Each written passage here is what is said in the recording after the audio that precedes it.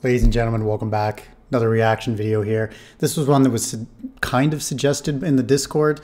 If you want to suggest a reaction video, join the Discord. Link is below. What was suggested was Alternate History Hub's What If the Schlieffen Plan Succeeded? I went to his channel and I found this video called What If Germany Won World War II? Last week we had a look at Germany could not win World War II. That was from Potential History. Check that video out if you haven't seen it yet. But this one is What If Germany Won World War II? Now there are 4 parts to this video. And I'm not sure whether I should do part 1, part 2, part 3, part 4, like one after another. So every video will be a part of the series for the next week. Or if I should spread them out maybe once a week, twice a week. Please let me know what you think in the comments. Really, really, please do leave a comment. Please, please, please. Because it's going to help me schedule all these videos out and everything like that. Let's get right into it. Thank you all very much for the likes, comments, subscribes, all that good stuff. We've had a lot of subscribers come in the past couple weeks, and we're still trying to hit 1,000. So if you wouldn't mind, really appreciate it. Let's get into it. World War II transformed the destiny of mankind. Not only was it the most destructive conflict in human history, but it was the ultimate clash of ideologies and factions which had slowly evolved for centuries. In our timeline, after years of war, the Third Reich was obliterated, Hitler committed suicide, and a violent ideology died with him. And you would think the violent ideology died with him, but we still have tiny little remnant extremist pockets that still exist all over the world, which is sad. Or if you spend any time on 4chan, then, you know, if you just look at Poll, then you'll see that the ideology is thriving in micro pockets on the internet, but I digress. In the aftermath, the victors, the Allies, organized the entire world in a manner which would never allow such an occurrence to happen again. They were able to shape mankind's future in their image. Today we are globalized, connected both economically and socially. The internet, American influence, all can be tied back to the victors of that war. The reason I say this is because many don't think about the world today in any other way than the natural evolution of progress. Yet it is not. If the war's outcome had been any different, Western civilization from every aspect of life would have been radically changed. What if the Allies did not defeat Nazi Germany? What if in an alternate timeline, the Third Reich, through military might and conquest, conquered Europe and won World War II? I'm going to explore the effects of a Nazi victory on the human and global scale. How would it transform the 20th and 21st centuries? In American schools, Nazi imagery and teachings are... So the 20th and 21st century, so that's really bold. He's going to be predicting... that's basically almost 60 years of history he's going to be predicting. So okay, so let's say he goes to like 2010 or something like this, or maybe 2020. Let's see. Only mentioned in brief generalizations. We all know Nazi policies were anti-Semitic, racist, authoritarian, etc., but rarely is the ideology itself analyzed. In this alternate scenario, I'm not going to specifically focus on what Germans could have done differently to have won the war. This has been... There's lots of videos for that. Go check out the one that I reacted to. Debated by numerous historians. What I want to focus on is what such a world would look like if Hitler's plans were allowed to be put into action. Here is one scenario. In this alternate timeline, Nazi Germany has launched a successful invasion of Europe. Britain, France, Poland, the Eastern Soviet Union, and numerous other countries all have been occupied by German troops.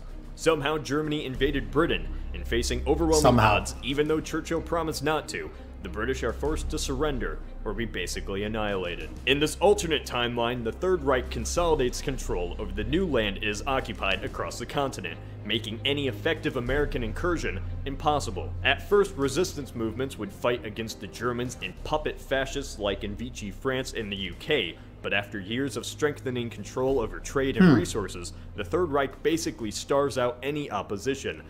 So that's a fascinating idea of having the sort of, I know the Oswald Mosley, he was the leader of the British League of Fascists, I want to say it's called. That's the right side of the tree for Hoi 4 fans. And that's an interesting idea of whether there would be British fascists that would have stood up. I actually don't know a lot about the British fascist movement during the 1930s and well, I'm pretty sure it was quashed by the 1940s, but at least in the 1930s. So that's an interesting idea. I don't know if that would exactly happen. Kind of a cool idea, though, to think about. That's something I'd never considered. The Germans in our timeline, and in this alternate one, would massacre innocent civilians in retaliation for insurgency. With this tactic and low resource... just as they did in Poland resistance and all the other Eastern countries. Quickly. In the Soviet Union, and Western, the war actually between everywhere. the Russians and Germans drags into a stalemate, eventually devolving into a resistance movement as the Russians are pushed back to the Urals. How this could have occurred, I'm not going to specify, but if the Nazis' plan succeeded, then the Soviet government is pushed further into Siberia, but the bulk of the population is now under German control. Nazism cannot be registered on how we traditionally think on the political scale. It is an entirely new beast, one that takes elements from across the spectrum to reinvent society into something entirely new. I'm really happy he said that, because the sort of modern political ideology that we looked at left, right, you know, the Nazis don't really fit into this traditional dichotomy. I know there's the political compass, which people love using. I really don't like that compass. It was invented by libertarians to make people think they're more libertarian than they are. I mean, the top is called authoritarian and the bottom is libertarian, and obviously you want to not be an authoritarian. But anyways, yeah, so they don't really fall traditionally into this sort of left-right ideology, and this belongs as well to the fascists in Italy too, as well as in Spain. So yeah, I'm glad that he pointed that out. There's a really good book on the economics of the Third Reich and how it sort of gets into their economic policies and where this sort of fits into other economic policies of countries in the 1930s. And you can see that Germany sort of sits in this weird socialist, pro-business, not anti-capitalist, but lighter capitalist, very strange position that it's at, and I'd highly recommend that book. Hitler's new order was to be a civilization that threw away centuries of Western teachings, including the ideas of the French Revolution, the Enlightenment, and Christianity.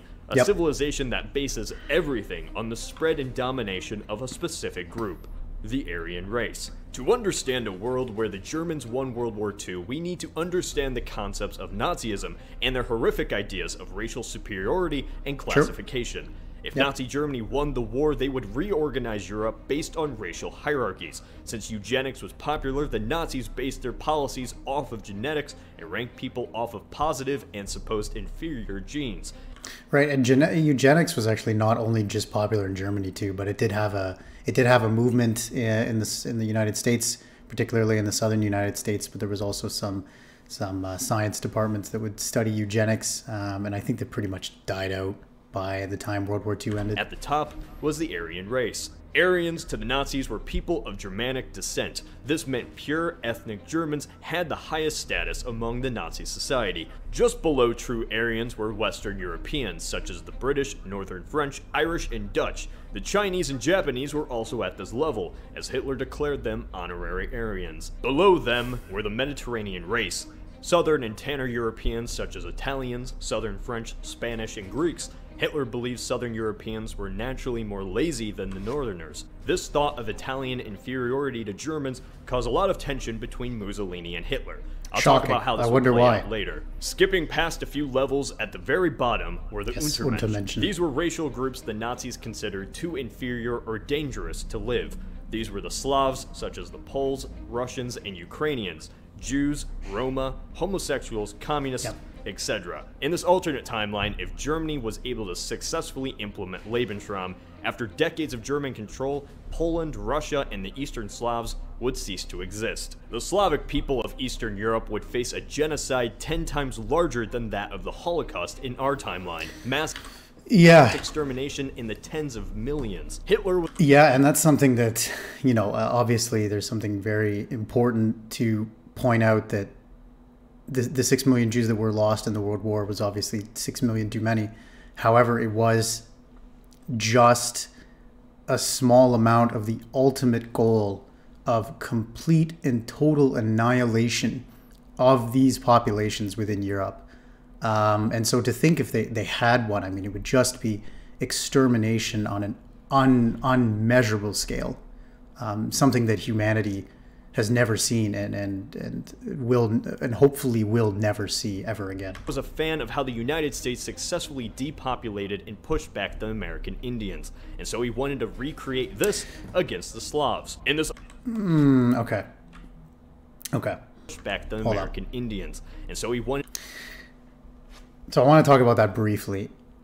I understand what he's trying to do here. I see what he's trying to do, but I don't think that it's a moral equivalent. I think one of the stains on American history is certainly the moving of the 6 or 5 so-called civilized tribes across the Mississippi River. The Trail of Tears, right? And this was under Andrew Jackson, where even the natives, they went to the Supreme Court and they were actually ruled in favor of. And then Andrew Jackson, whether this is true or not, I don't know, famously said, well, let the Supreme Court enforce it, right? And he went ahead and he moved the Native Americans anyways. And while I understand the point he's trying to make, I think it is important to note the difference between sort of the Holocaust and what happened to the Native Americans, and just the absolute brutal scale and systematic, organized killing that was different between this and the displacement of Native Americans. Although, to be very clear, also a tragedy and really a stain on the United States history. And to recreate this against the Slavs. In this alternate timeline, following a German victory, borders are redrawn arbitrarily and governments are set up in what was formerly Poland, Ukraine, and the Russian states. Now Makes with sense. German leaders. Slavs begin to lose rights, resistance is met with entire towns being slaughtered, and Jews are immediately sent into concentration camps, as they were to be automatically killed. The Slavic people were to become enslaved, and used as a mass labor force to contribute to the German war machine, and farm the land if need be. But first, most of the population would need to die. Laws are passed similar to Stalin's policies, causing mass starvation, and soon millions die in a massive famine. In our timeline, Hitler's plan was for over 50 million to die before colonization could begin. Jesus. Over a period of a few years, once the natives no longer exist as a nation, German colonists begin moving and colonizing former Slavic lands. Germany as a country is quadrupled in size, expanding from France to the center of Russia. The few Slavs deemed acceptable for Germanization are forced to only have children with Germans to eventually breed out the Slavic genes. Right, and this is what happened with the racial laws too, with Mischlings, they were called, of people that were, for example, if you had a great grandmother that was Jewish, you were not considered a full Jew, but rather a quarter Jew.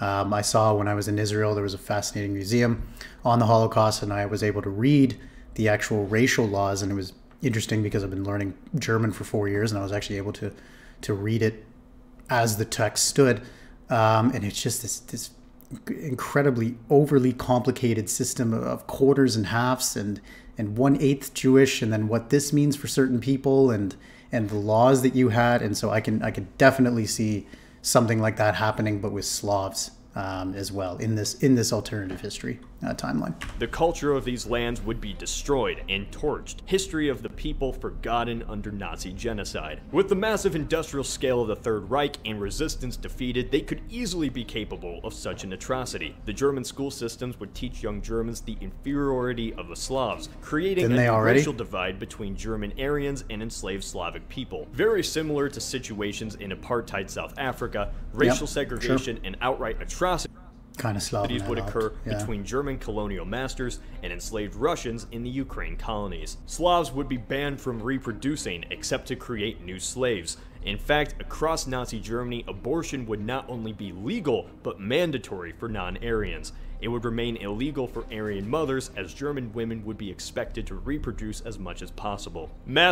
Right, and you can just imagine if they had not say that they've won the war in this timeline, because they're obviously in a stalemate with Russia, but you can only imagine what the amount of resources that they would have turned into these policies. It's just a terrifying thought. Obviously, and just to be clear, I don't think this could ever happen. I've already made a video about that, but to think if it did, right, makes you shudder a little. Sterilization would be enforced against parents who gave birth to unhealthy children, or kids born with Down syndrome or developmental illnesses. And that was already present for the T4 program. So the T4 program was basically the systematic killing of children who were developmentally delayed in any manner. There's a great series on this called Charité that takes part in it's the second season of Charité, called Charité at War, and there's a plot line that deals with this because the two main protagonists, they have a child, and it's actually has Down syndrome.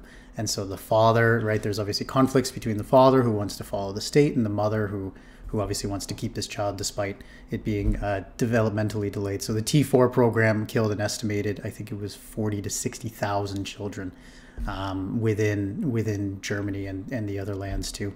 Absolute tragedy. Colonists would farm the fertile lands of the Ukraine and use the vast breadbasket to feed a growing German population. If successful, Nazi Germany would redefine the demographics of Europe, and in a few decades, most of the population in Eastern Europe would be of German descent. The New Order meant a complete reinvention of what it meant to be European and a member of Western civilization. Nazi Germany would be the leading dominant nation of Europe and be the puppet master to the countless fascist governments of the UK, France, Italy, and Spain. Even though propaganda would boast an equal union of European nations, in reality, some nations, even fascist ones, would be lower than others. Hitler's racial criteria would determine Nazi relationships, and so German policies would favor more Aryan nations like France and Britain over Mediterranean countries like Spain and Italy. In this alternate Interesting idea, but what would be the relationships with Axis partners like Bulgaria, Romania, Hungary? I wonder in this alternative timeline how the relationships would sort of lie in that manner. To say, right, would there be tension between these nations? What would Finland be doing? I'd be curious if he's going to get into the Axis itself and what would have happened. Because he hasn't touched on those nations yet, but let's see if he does. Timeline, with the war over, the Nazis would immediately rebuild Britain, and fascist Britain would become the right-hand man to the Reich. As for the Italians, even in our timeline, Mussolini knew the disdain Hitler had for Southern Europeans, and it greatly affected the relationship between the two. Mussolini's call for a unity between the Nordic and Mediterranean races fell on deaf ears for the Nazis. In this alternate timeline, I predict Hitler simply would have tolerated Southern Europe for the sake of stability, while playing favorites with the Nordic French and British. This split would grow even larger in the following decades, becoming a culture clash between the two regions. In our timeline, the Holocaust was only supposed to be the first phase of the New Order, immediate genocide of undesirables within German borders. However, these were not the only groups the Nazis wished to silence. Nazism at its core was shaped by the idea of a race united under the full allegiance to the state and only the state. Citizens were to contribute militarily and technologically to advance the German race. To Hitler and the Third Reich, any idea that took focus away from the state was an enemy.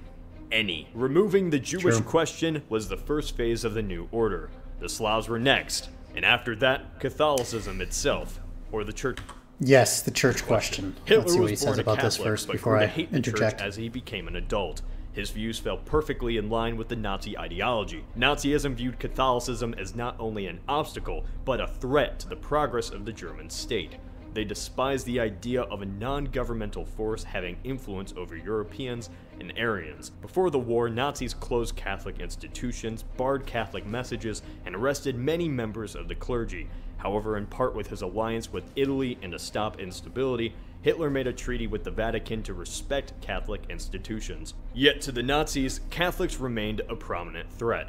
In this alternate timeline, after the war, the Nazis would immediately break the agreement with the Vatican. Across Germany and its occupied territories, Catholic institutions would be closed and its clergymen arrested. In Hitler's eyes, religion itself was fundamentally incompatible and dangerous to the progress of Europe. True. So I wonder if, because you have to think about the demographics of Germany as well. So the South is generally a lot more Catholic, and even to this day, actually. And I wonder how much instability that would have brought throughout the populace, because one of the most unpopular policies of Hitler for the German people was against Christianity, right? Particularly in southern Germany, which is one of the richer parts of Germany as well. So I'd be curious. It's an interesting idea, and I wonder if the populace sort of would have went along with that. And obviously, you know, at this point you have just brutal methods of repression that the SS used and the SA formerly before the Night of the Long Knives. So it's sort of an interesting idea of whether Christianity would be as purged, so to say, as he would like it to be, or whether there would also need to be a compromise between these two factions, so to say. Even called those who were religious slaves. At the time, the Nazis had to put up a face of being Protestant Christians, but secretly, the highest ranks, like Joseph Goebbels, despised religion and Catholicism, yet they decided to postpone any action until after the war. They believed it was a foreign invention which promoted Jewry and made Europeans weak-minded and too merciful. Heinrich Himmler even wrote, "We live in an era of the ultimate conflict with Christianity. It is a part of the mission of the SS to give the German people in the next half-century the non-Christian ideological foundations on which to lead and shape their lives. This task does not consist solely in overcoming an ideological opponent, but must be accompanied at every step by a positive impetus. In this case, that means the reconstruction of the German heritage in the widest and most comprehensive sense." In this alternate timeline, the Third Reich would have used everything to slowly strangle Christianity in its borders. Propaganda to paint Catholics at first as enemies of Aryans and Germans, and even secret violence against Catholic leaders. The same tactics which divided Europeans just as they did between Slavs and Germans. Over the decades, Catholicism would be stripped from Nazi Germany. Most of the Catholic Poles would have been killed in the hunger policies. In German Catholic regions, simple Nazi propaganda would be used to snuff out the church. Laws banning Catholic education and press would be enacted. After the Catholic Church, the Third Reich would actively discourage Christianity itself. And if decades of propaganda would work, they could create a generation of loyal, non-Christian Germans. Nazis would teach that the religion was a destructive, brainwashing Jewish force which weakened native Europeans. Some Nazis even wished to replace Christianity with neo-paganism. But in this timeline, religion would be replaced with loyalty to the Nazi regime and to the race. I won't talk about neo-paganism because that's probably, to me, one of the least interesting parts of Nazi German society and the sort of neo-paganism that the SS had. But yes, there is some occult elements, so to say, that was present in the SS. I think Himmler believed in some of this stuff. And, you know, Wolfenstein, the video games, they really take capital on this and make the Nazis these occult type individuals. So whether that would play a part, who knows? Swastika would replace the cross across much of German Europe. This scenario is going to be a part of a new series. I don't know how many parts it will be, but I want to focus in detail on every aspect of life in this alternate scenario. I don't want to rush it. World War II was a defining moment that decided the history of Western civilization. In the Allied victory, Nazism was destroyed and never returned to power. But had the victory gone to Germany, the modern world would have evolved and taken a much darker turn. Over the next few videos, I'll explore in length one out of the infinite possible scenarios if Hitler had won the war. Like on Facebook and... Cool video. Oh, there's still quite a bit of time left. There's this patron things. Hold on. Yeah, it's just okay. Yeah, so cool video. Like I said, this is 4 parts. Please let me know in the comments. Please do let me know in the comments if you want me to do all the 4 parts over the next few days, or if you want me to split them up between our other reaction videos. Thank you all very much. Hope you enjoyed it. Again, let me know in the comments if you can, and yeah, take care. See you guys in the next one.